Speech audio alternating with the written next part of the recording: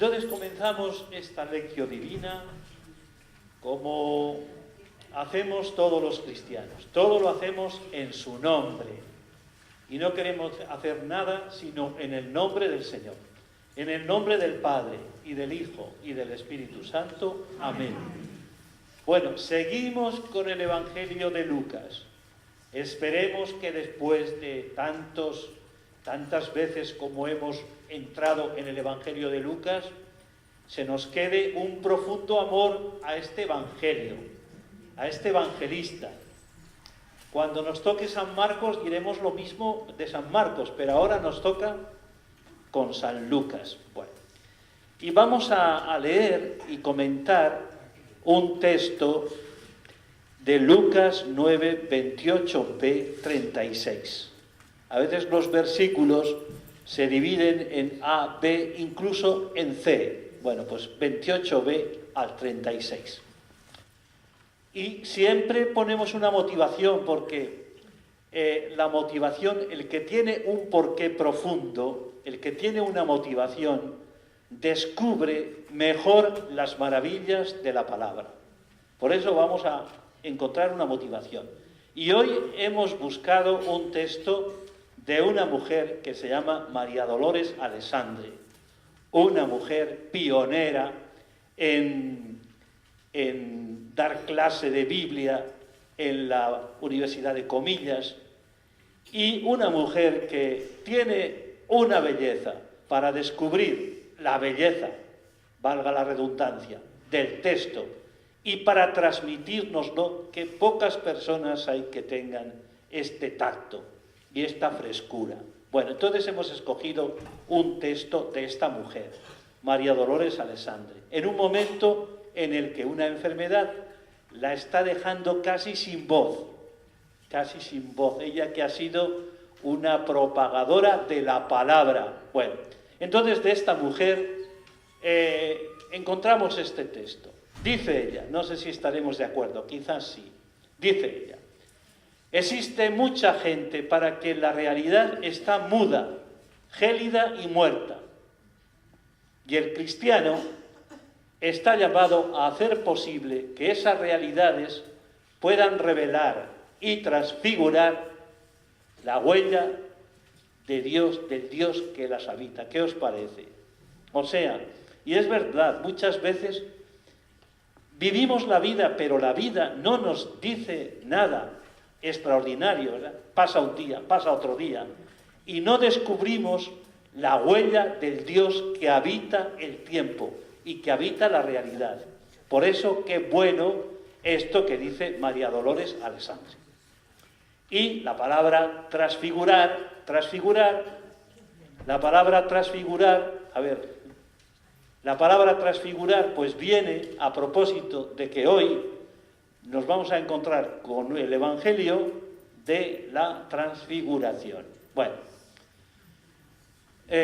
pasamos adelante y invocamos al Espíritu. Siempre el Espíritu, que está como la belleza de la palabra, es el que nos la transmite, nos transmite la vida. Por eso le invocamos al Espíritu.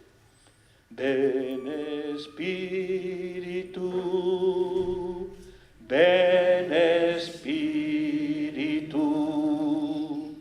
ven Espíritu, ven Espíritu, ven Espíritu, ven Espíritu, ven Espíritu, ven Espíritu. Espíritu de la verdad, revélanos el sentido de las Escrituras, concédenos el don de conocer la identidad de Jesús, para amarlo y seguirlo cada día más. Ven Espíritu, ven Espíritu, ven Espíritu,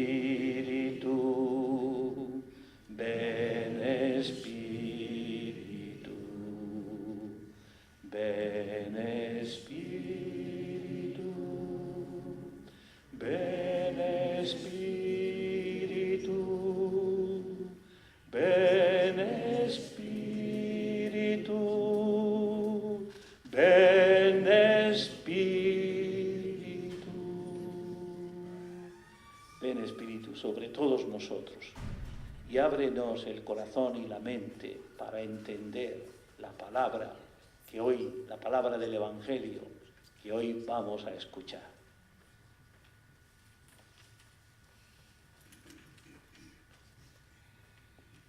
Y entramos en el contexto.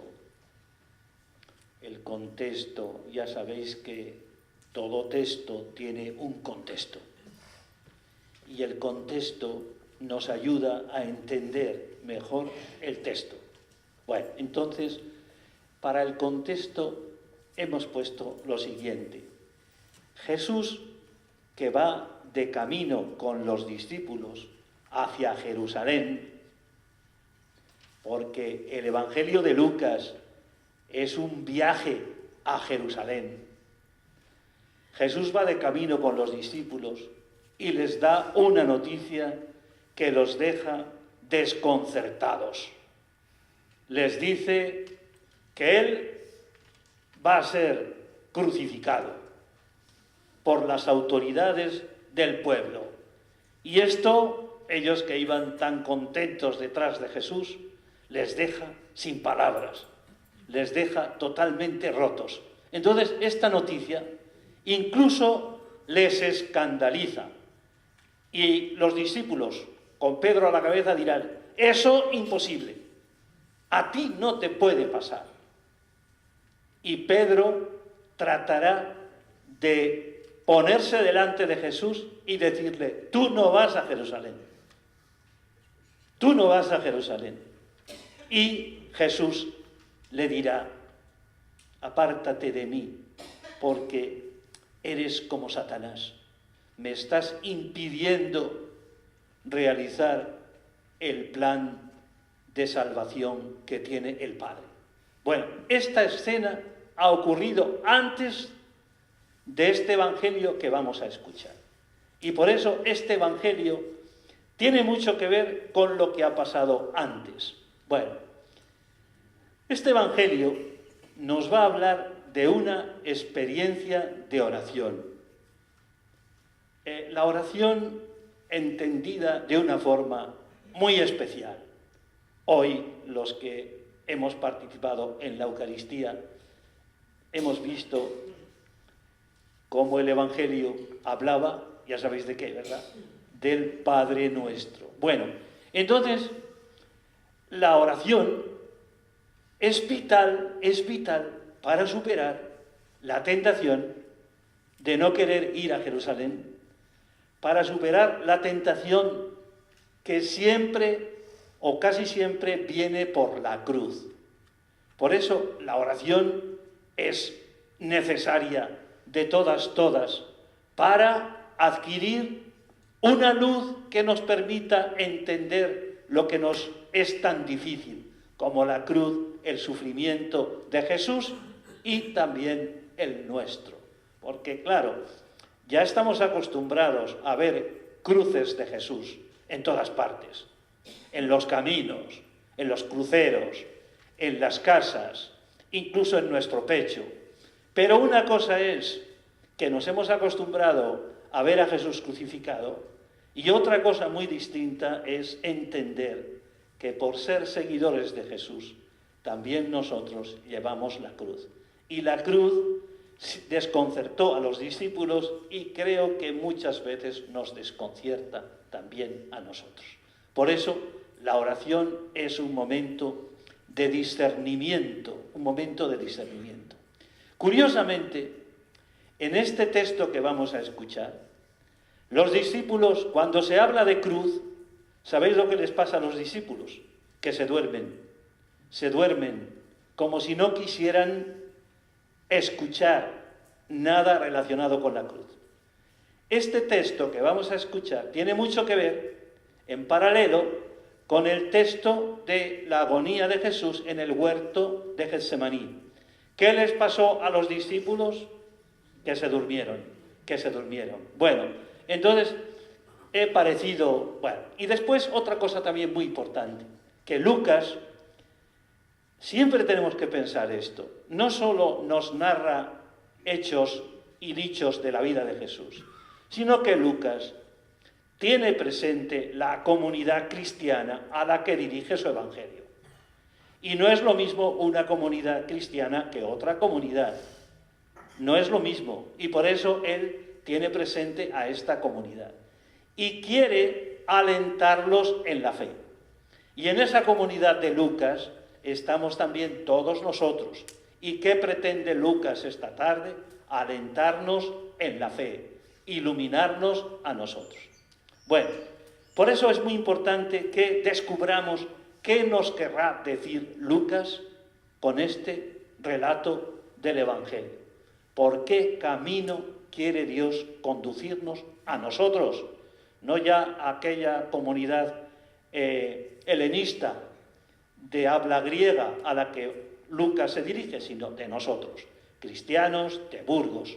¿Qué nos quiere decir? ¿Por dónde nos quiere conducir el Señor? Bueno. Y otra cosa también, este relato de la transfiguración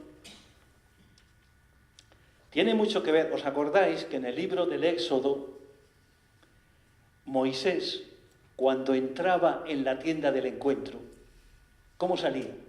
Salía transfigurado, con el rostro iluminado.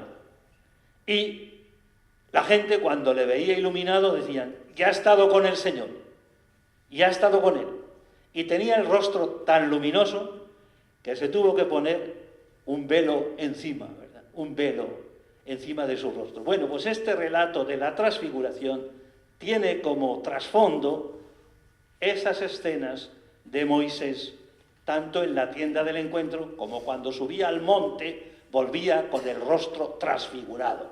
Bueno, curiosamente también, aunque hablamos de transfiguración en griego se dice metamorfosis, que hay un cambio. Bueno, Lucas no habla de transfiguración, nos relata el hecho, pero no habla de transfiguración, cosa que sí dicen Mateo y Marcos. ¿Por qué? Porque suponemos que los lectores de Lucas iban a interpretar mal eso de transfiguración, de metamorfosis, y por eso Lucas les habla del hecho, pero sin utilizar esta palabra. Vale. Y pasamos ya a leer, a proclamar el texto. Siempre decimos que el texto hay que leerlo despacio. Muchas veces incluso tenemos que repetir, casi masticando cada palabra.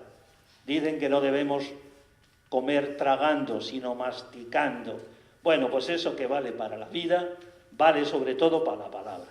No leerla deprisa porque no te enteras de nada, leerla despacito, acentuando cada detalle, cada palabra. Vamos a leerlo todos juntos. En aquel tiempo tomó Jesús a Pedro, a Juan y a Santiago y subió a lo alto del monte para orar. Y mientras oraba, el aspecto de su rostro cambió y sus vestidos brillaban de resplendor. De repente, dos hombres conversaban con él. Eran Moisés y Elías, que apareciendo con gloria, hablaban de su éxodo, que él iba a consumar en Jerusalén.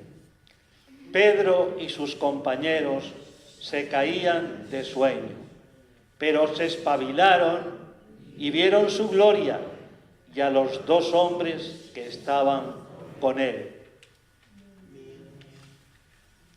Mientras estos se alejaban de él, dijo Pedro a Jesús: Maestro, qué bueno es que estemos aquí.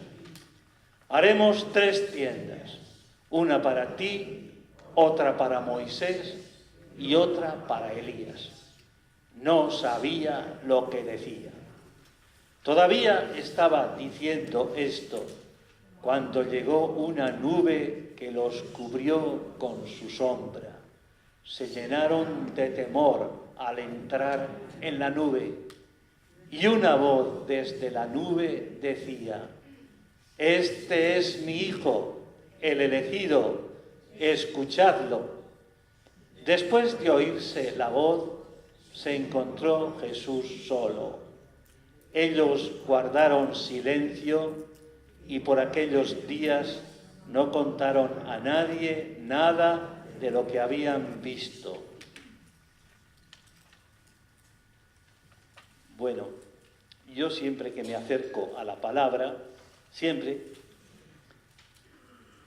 me parece tan grande lo que es el misterio que esconde la palabra, que pido, y creo que lo hacemos todos, pedir al Espíritu Santo que nos ilumine para entender esta palabra, que muchas veces hemos leído de una forma plana, pero esta palabra tiene mucha hondura. Por eso le pedimos al Espíritu que nos enseñe, por lo menos, a bucear un poquito en la palabra, para entender el sentido que puede tener para nosotros. Y nos vamos a fijar en algunos textos de este Evangelio. Primero, en aquel tiempo. Bueno, el Evangelio que vamos a escuchar el domingo empieza de esta manera, en aquel tiempo. Pero el texto del evangelista Lucas no dice en aquel tiempo, sino que dice unos 8 días después. Unos 8 días después. Lo que pasa que los que han preparado el texto litúrgico, pues han dicho en aquel tiempo. Pero a nosotros nos interesa saber que el evangelista dice unos 8 días después. Y esto es muy importante. ¿Por qué? Porque la creación duró, ¿cuántos días duró? 7.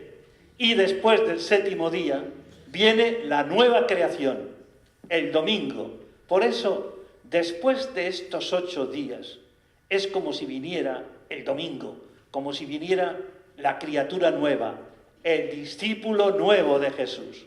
Vamos a tratar de conseguir, de decir algo sobre este discípulo nuevo que en este acontecimiento que ocurrió a los 8 días después de esas palabras duras y difíciles de entender que pronunció Jesús en el camino, unas palabras difíciles para los discípulos y difíciles para nosotros.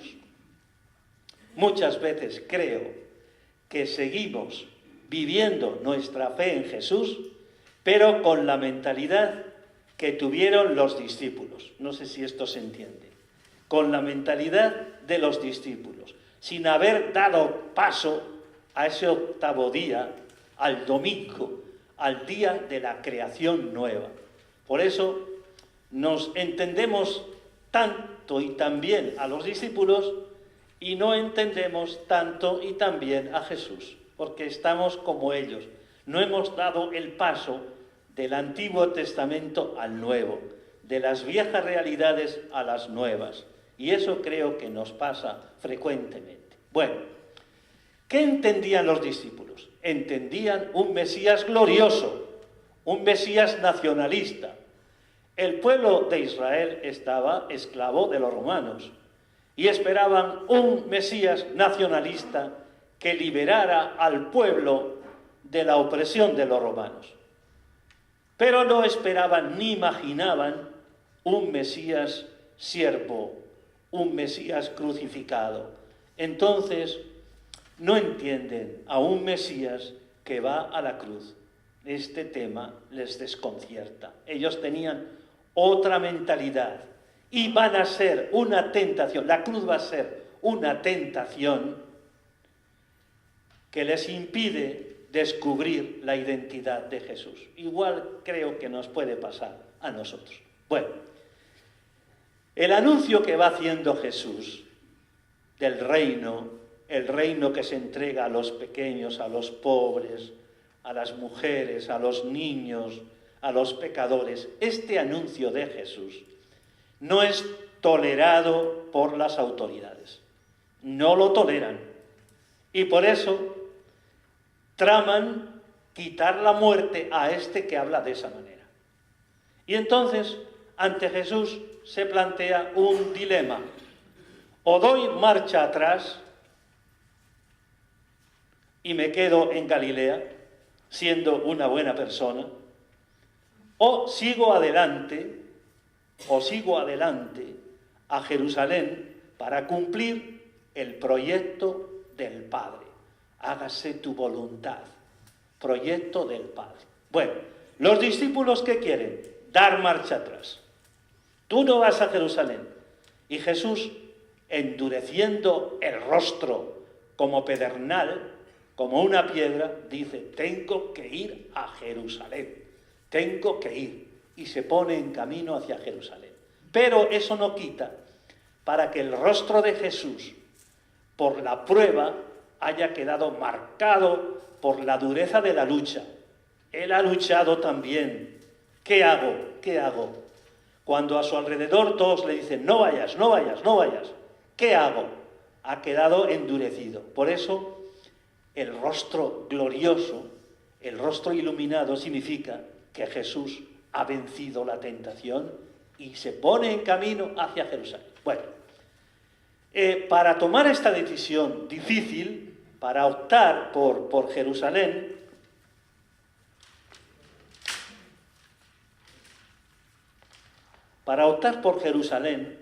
Jesús ora. Entonces la oración no solo es un momento como piadosito que tenemos para con Dios, ¿no? La oración tiene mucho que ver con encontrar luz para seguir la misión que el Señor nos ha encomendado. La oración es fundamental para no echarnos atrás ante las dificultades. Por eso Jesús ora. ¿Y por qué ora? Porque el mundo de Dios y el mundo nuestro son tan distintos que se necesitan encontrar en ese misterio de amor, de diálogo profundo, que es la oración, a cuya luz entendemos las cosas que nos pasan. Bueno, por eso, en aquel tiempo, 8 días después, unos 8 días, lo retenemos esto, pasamos. Bueno, Jesús toma a 3 discípulos, toma a Pedro, a Juan y a Santiago y subió a lo alto del monte para orar. ¿Quiénes son estos 3 discípulos? Son los pilares de la Iglesia, ¿verdad? Dice San Juan de la Cruz que cuando Dios escoge a algunas personas para que sean, de alguna manera, animadores de los demás, les da gracias especiales, les da una fuerza especial. Y entonces Jesús toma a estos 3, a Pedro, a Santiago y a Juan. Sabemos que Pedro estaba desconcertado, escandalizado, pero Pedro ponía palabra a lo que los otros también sentían. Por eso les toma. ¿Y dónde los lleva? Subió, Leonor, subió al monte para orar. Este evangelio es también el evangelio de la oración. El evangelio de la oración. En el monte Tabor hay una basílica, que los que habéis estado allí la habéis visto, que está llena de poros, como de agujeros, por donde sale la luz.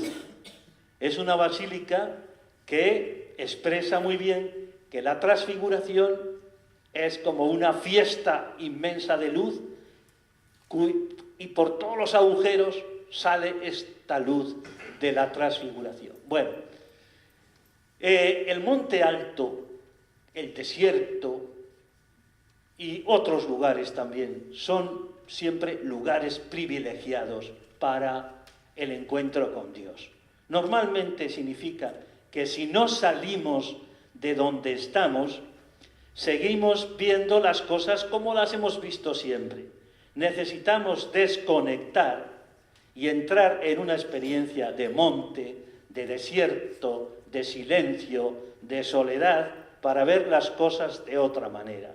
Y esto cada vez creemos que es más necesario para los cristianos de hoy, para ver las cosas, alejarnos un poquito de aquello que nos rodea, no porque sea malo, sino porque necesitamos estar a solas con Dios, como hacía Jesús.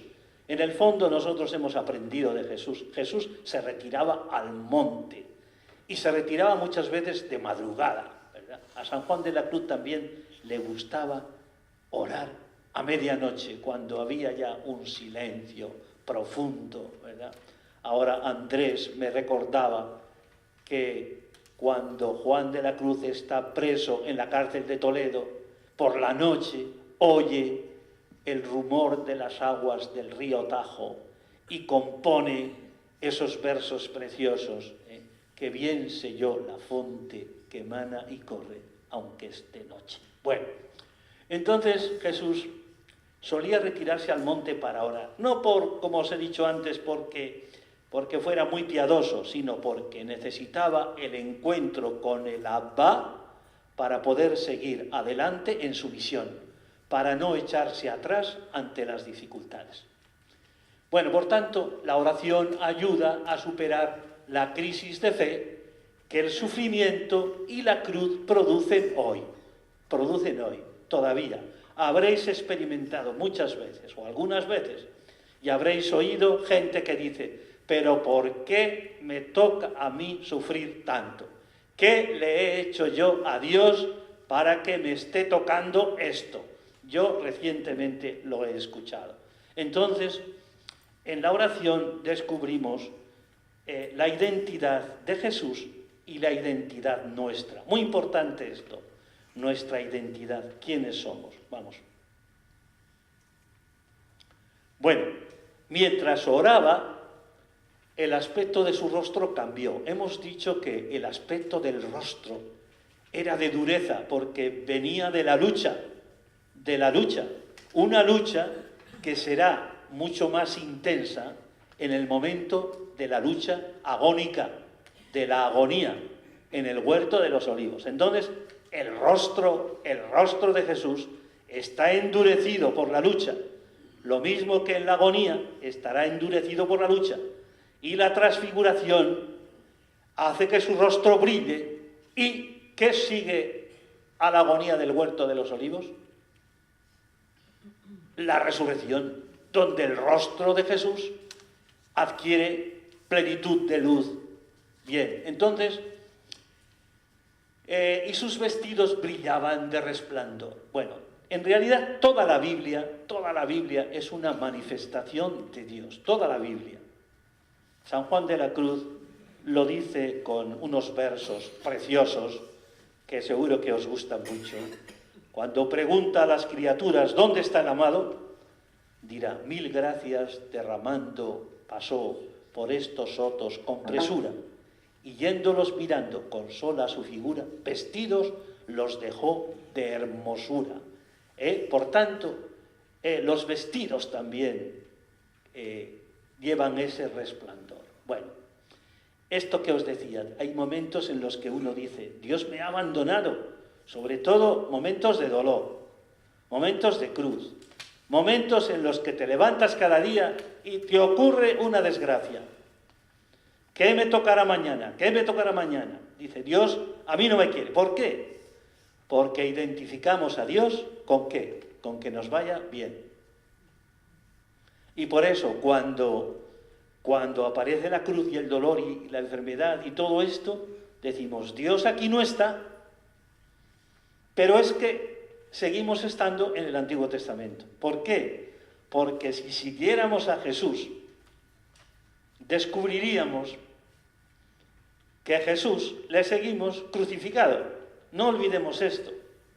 Jesús es el crucificado por amor.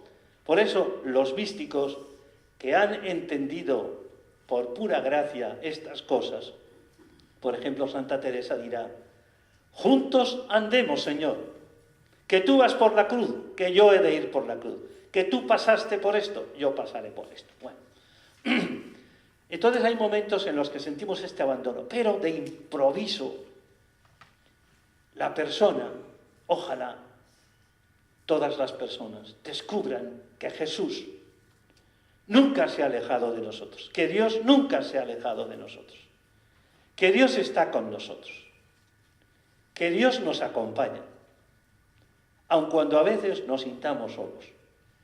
¿Y qué pasaba? Que no teníamos ojos para ver su presencia, pero cuando descubrimos su presencia, entonces todo cambia y todo se transfigura. Seguro que todos los que estamos aquí hemos tenido experiencia de transfiguración en algún momento. Veíamos las cosas muy negras y de repente,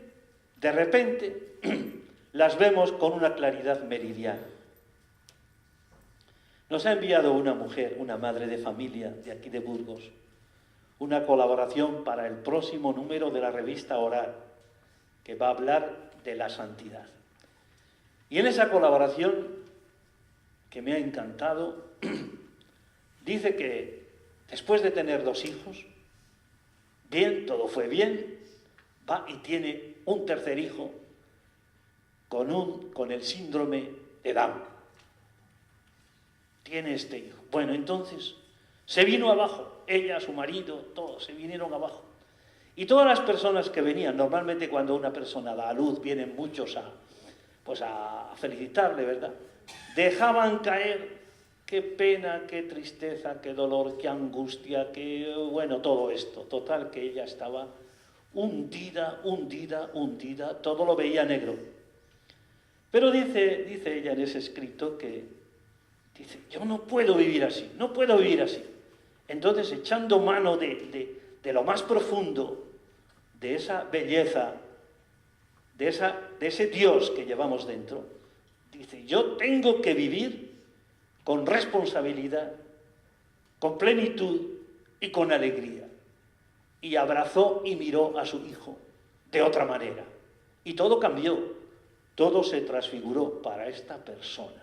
Entonces, cuando logramos esto, todo cambia y todo se transfigura. Seguimos adelante. De repente 2 hombres conversaban con él. 2 hombres. Eran Moisés y Elías.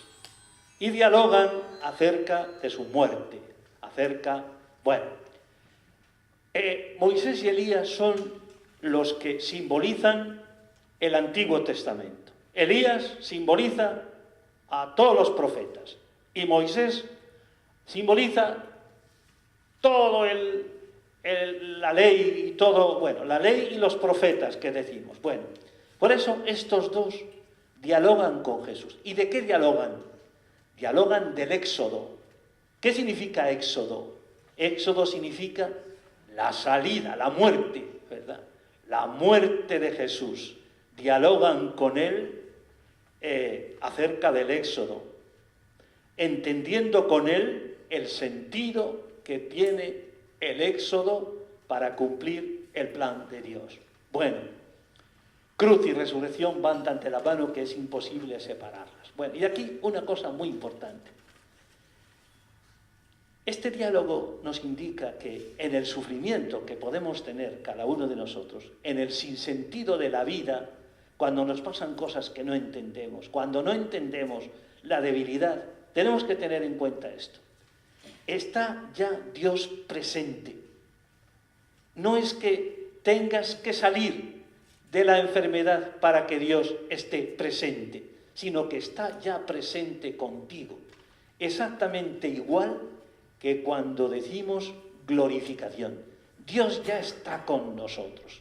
Dios ya está con nosotros. Qué suerte cuando nos encontramos con personas que no necesitan salir de la enfermedad, ojalá que sí, pero no necesitan para descubrir que tienen a Dios con ellos y por eso en ellos, en estas personas, se asoma una sonrisa. Seguro que conocéis muchas personas. Lo normal es que la enfermedad pues nos agarre, nos envuelva y no salgamos de ahí. No salimos de ahí. Bueno, pasamos adelante. Bueno, entonces nos toca descubrir que todo nos ha sido gracia, que es gracia. San Juan de la Cruz decía, Cristo es mío, ¿cómo seguía? Y todo para mí. Cristo es mío, Cristo es mío. Yo ya tengo a Cristo, ya le tengo. Bueno, entonces necesitamos, ahí está nuestro verdadero ser. No es que estemos esperando a que se manifieste nuestro verdadero ser. Habrá cosas que se manifestarán, pero ya nuestra identidad es que Cristo es mío. Esa es mi riqueza y mi tesoro. Lo divino ya está dentro de nosotros. No es lo contrario de las carencias que experimentamos inherentes a nuestra condición humana. Bueno, esto es fácil decir, pero no tan fácil vivir.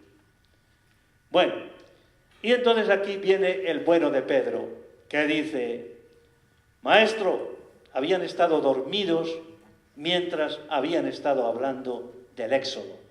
Pero de repente se abren los ojos y dice: ahí va, si esto no es como yo pensaba. Si aquí el anuncio que había hecho Jesús de la muerte ya ha desaparecido, ahora le vemos glorioso y le vemos... Bueno, entonces dice: Maestro, qué bueno es que estemos aquí, qué bueno es que estemos aquí. Haremos 3 tiendas, una para ti, otra para Moisés y otra para Elías. Bueno, entonces, ¿qué significa esto? Las tiendas son una fiesta, todavía hoy la fiesta más importante, o de las más importantes, del pueblo de Israel. Cuando fuimos una vez a Tierra Santa, si hay alguno que fue, Casilda, nos encontramos en plena fiesta de las tiendas.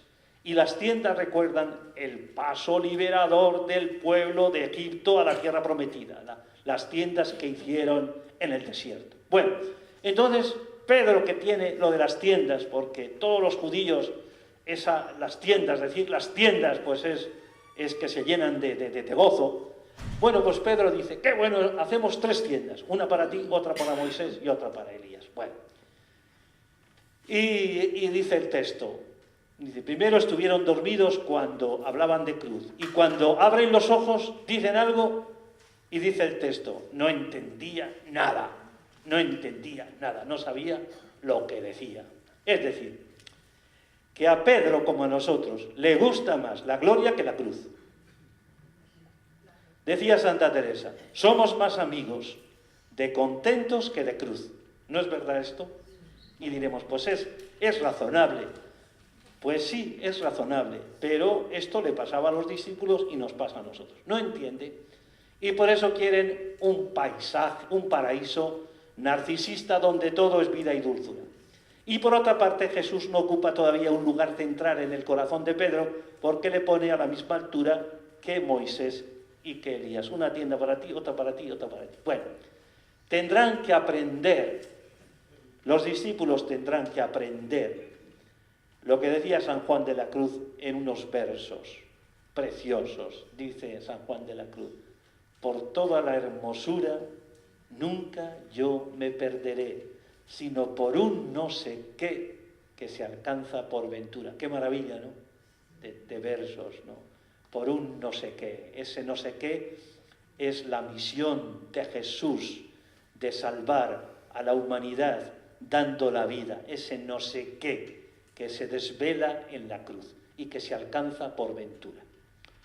Bueno, y en esto acontece cuando Pedro ha dicho lo que no sabe, que quiere quedarse ahí, en esa experiencia gratificante, ¿verdad? Pues se oye una voz desde la nube. La nube siempre ha sido para el pueblo de Israel el símbolo de la presencia, la nube. El pueblo de Israel, mientras caminaba por el desierto, era hablado por Dios desde la nube. Y por eso entrar en la nube era asustarse, porque cuando hablaba Dios se asustaban. Entonces, desde la nube, una voz desde la nube dice: este es mi Hijo, el elegido, escuchadlo. Centro de este Evangelio: este es mi Hijo, el elegido, escuchadlo. El centro de este Evangelio es la voz del Padre sobre Jesús. No solo Moisés y Elías confirman el camino de Jesús hacia Jerusalén, sino que el Padre también confirma que Jesús es el elegido, a quien hay que escuchar y a quien hay que mirar, porque es el Salvador. Bueno, entonces Moisés y Elías desaparecen de la escena, ya no están. ¿Por qué? Porque ellos han cumplido ya su misión. Y ahora el que ocupa la escena es Jesús. ¿Y esto qué significa? Que nosotros, que nos servimos del Antiguo Testamento y nos ayuda, pero siempre como preparación para Jesús. El centro de nuestra fe siempre es Jesús, a quien hay que escuchar para volver al Evangelio. Damos, por tanto, el salto al Dios de Jesús, al Padre de nuestro Señor Jesucristo. Ahí se nos ha revelado todo su amor y toda su... En Él vemos lo que somos. Su palabra es la única decisiva. Todas las demás palabras sirven ¿para qué? Para llevarnos a Jesús. Las palabras que se han dicho antes de Jesús en el Antiguo Testamento y las palabras que podemos decir hoy acerca de Jesús solo sirven para llevar a la gente a Jesús. Al final, nuestras palabras son siempre incompletas. Nosotros somos como Moisés y Elías, que llevamos a la gente a Jesús. Al final le decimos, mira, que Él te hable. Por eso la predicación cristiana termina en adoración, cuando llevamos a las personas y las dejamos solas ante el misterio de Jesús, Eucaristía o palabra, etc. Bueno, pasamos. Bueno, en este sentido, los evangelios para nosotros son fundamentales para la Iglesia, ¿verdad? Por eso se insiste tanto en que los cristianos, el Papa lo dice, ¿verdad?, en los bolsos que sobre todo las mujeres lleváis, nosotros llevamos menos bolsos, pero las mujeres lleváis casi todas bolso, dice el Papa Francisco, por favor, llevad el Evangelio, ese Evangelio pequeñito, para leerlo. ¿Por qué? Porque los Evangelios son lo fundamental para la Iglesia y la más vigorosa renovación que puede experimentarse, que puede darse en este momento. Bueno, pasamos. Bueno, después de oírse la voz, se encontró Jesús solo. Se encontró Jesús solo. Esto también es muy significativo. ¿Dónde quería quedarse Pedro? Quería quedarse en la gloria del Tabor, ¿verdad? Pero Jesús se queda solo porque después del Tabor hay que bajar a la realidad de cada día y hay que seguir el camino hacia Jerusalén. Bueno, por tanto, toca bajar del monte a la dureza de lo cotidiano y los discípulos querían quedarse arriba. Bueno, ¿qué experiencia ha sido esta? Pues una experiencia fuerte que ha dejado en la gracia grabada en el corazón, ha dejado una fraternidad palpable y ha dejado también un nuevo lenguaje de esperanza y de sentido. Podríamos decir que debajo de la piel, muy dentro, en lo profundo, late Dios. Bueno, estas palabras nos parecen muy importantes. Bueno, y de esta manera, diciendo un poquito solo de este Evangelio, porque el Evangelio es como una fuente que no se agota nunca, no se agota nunca. Y aunque pasemos miles de veces por el Evangelio, siempre nos revela cosas nuevas. Bueno, entonces, pasamos a la meditación, es decir, a las preguntas que nos hacemos, para que alguna pregunta, nos la llevemos con nosotros. Bueno, la primera pregunta. En nuestra vida hay tiempos privilegiados que recordamos, ¿verdad? Algún momento de transfiguración. Todos hemos tenido. Bueno, o nos preguntamos, ¿has tenido alguna transfiguración en tu vida? ¿Algún momento fuerte has tenido? ¿Te ha ayudado a asumir tu visión, a entenderte y a vivir de otra manera? Bueno, pues aquí tendríamos que responder y sería maravilloso escucharnos. Segunda pregunta. Este es mi hijo el elegido, escuchadlo. ¿Puedo decir que el proyecto fundamental de mi vida está en la escucha de Jesús? ¿Puedo decir esto? Que para mí lo importante, lo fundamental es escuchar el Evangelio, como hacía San Francisco, escuchar el Evangelio sin glosa, acercarnos al Evangelio, dejarnos, tocar por él. Tercera pregunta. ¿Qué mensaje nos trae a nosotros el símbolo de la transfiguración en este tiempo de mirada tan corta? ¿Qué mensaje nos trae la transfiguración, lo que ha pasado en el monte? Cuarta, ¿qué aspectos de nuestra personalidad o de nuestra fe, pobre y débil, tendríamos que mejorar en contacto con Jesús, con el Evangelio?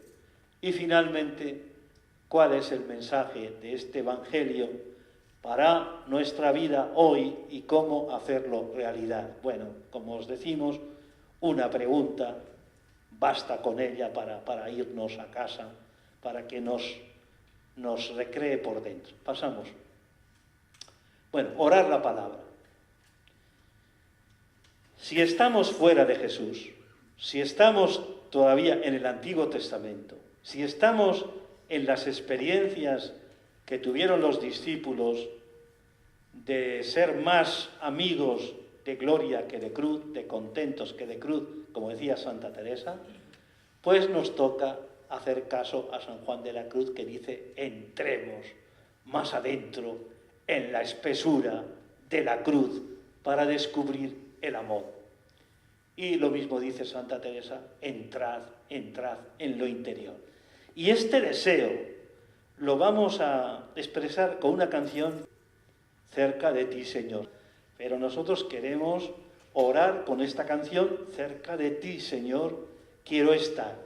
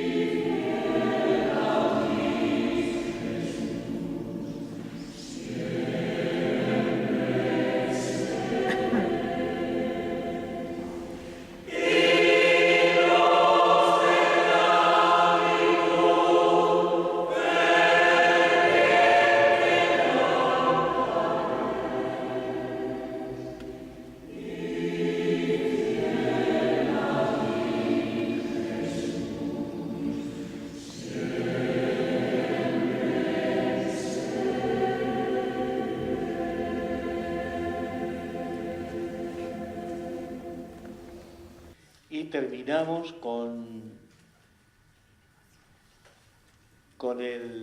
la última parte, que decimos llevar al mundo esto que hemos descubierto, y os invitamos como compromiso a llevar una palabra dentro de este Evangelio, por lo menos durante la semana, llevar una palabra dentro, la que queráis, la que os haya tocado más, un versículo o una frase, y tratar de tenerla en cuenta y de buscar algún momento durante la semana de oración para volver a conversarla con el Señor. Que el Señor os bendiga y os acompañe en esta semana segunda. Vamos hacia el segundo domingo de Cuaresma. Gracias por vuestra presencia. Muchas gracias y hasta el próximo día.